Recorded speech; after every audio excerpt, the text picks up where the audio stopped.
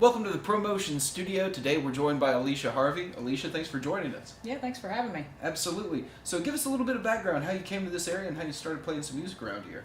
So I was born in Nashville, grew up in the area, and when I was about 9 years old, there was a guitar laying around the house, and it had a couple of strings on it, but nobody played, so I was like, well, okay, what is this and who's playing it? Nobody's playing it. So my mom caught me playing along to the radio on those two strings, and she's like, I could get strings on that. You could take lessons. I'm like, that'd be awesome. Let's do that.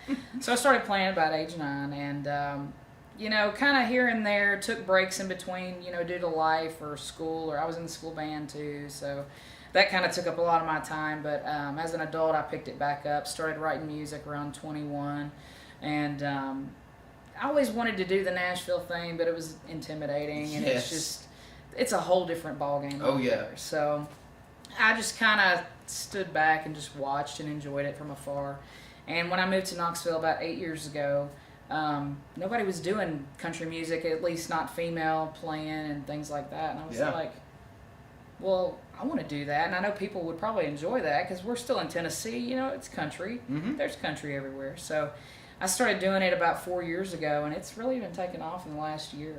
That's amazing. And so, doesn't come from a really musical background. Mm-hmm. Nobody in the family really played. That's lucky that you just happen to have a guitar in the house. Yeah, well, it's kind of a long story with the whole guitar situation, but it's a little more complicated. But my grandmother ended up buying that guitar thinking that maybe someday I might want to play it. Well, that's fortunate.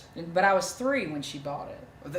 So that's why it was just kind of around the house. Sometimes they have that kind of force. And I guess maybe she just had a feeling. But, my mom actually did sing in choir in school, and her brothers both were in bands. So there was some musical connection there. Yeah, it's hard to go too far down the family tree without finding somebody who's musically inclined. Definitely in the Southeast for sure. Oh, yeah. And so started writing music around 21. Mm-hmm. And when you started performing around here, I remember even seeing you perform solo around here, and now you've got the full band.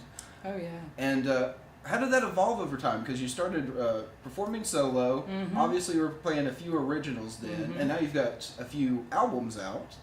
Or I've got a couple of songs out. Singles, yeah. And now you've got the whole band. Mm-hmm. How did that all come together? Well, everybody was always like, you should sing with a band, and I'm like, that would be fun, but finding those people, mm-hmm. that's going to be the hard part, because I didn't know a lot of people around here, so I don't know, I just was like, you know what, that'd be a lot of fun. I'm going to at least try to do that and kind of watch what everybody else was doing and how they were obtaining their bands and asking questions. And, finally, I've been through a few band members here and there, just because you got to find the right fit, and luckily the group of guys I play with now, they're a really good fit for me, and I feel like we play really well together, we have a good time together, and I'm hoping to take that to the next level. Yeah, and that's one thing you're fortunate around here to have so many musicians to be able to kind of find who works best in the band. Mm-hmm. And having that availability to do solo stuff as well, because I know you still enjoy performing solo. Oh yeah, for sure. And when you're writing songs, particularly when you've got recording in mind, how do you bring that to a band? And be like, okay, so this is what I've got in mind, and I want to rehearse this and walk through it before I take it to the studio. Sure. Usually I kind of just write it on my own, and if I want to throw a solo in there, I just kind of let the guys do their thing. Mm-hmm. I'm like, if it feels right, let's do it.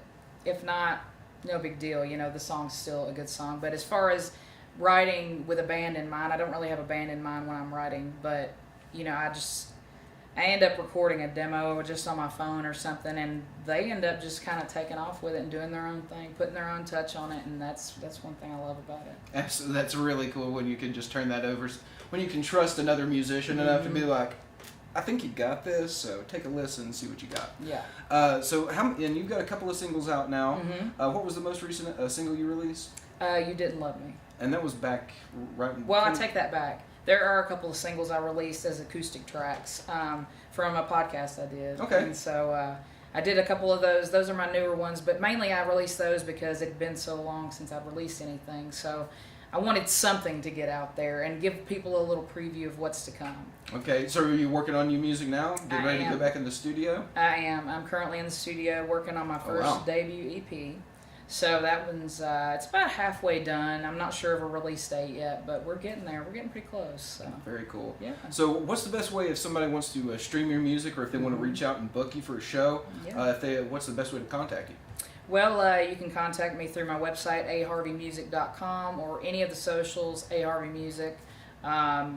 There's email listed on there. My phone number's listed on there. I'm working with ProMotion, and so they're helping me book and stuff. You can reach out to them, and yeah.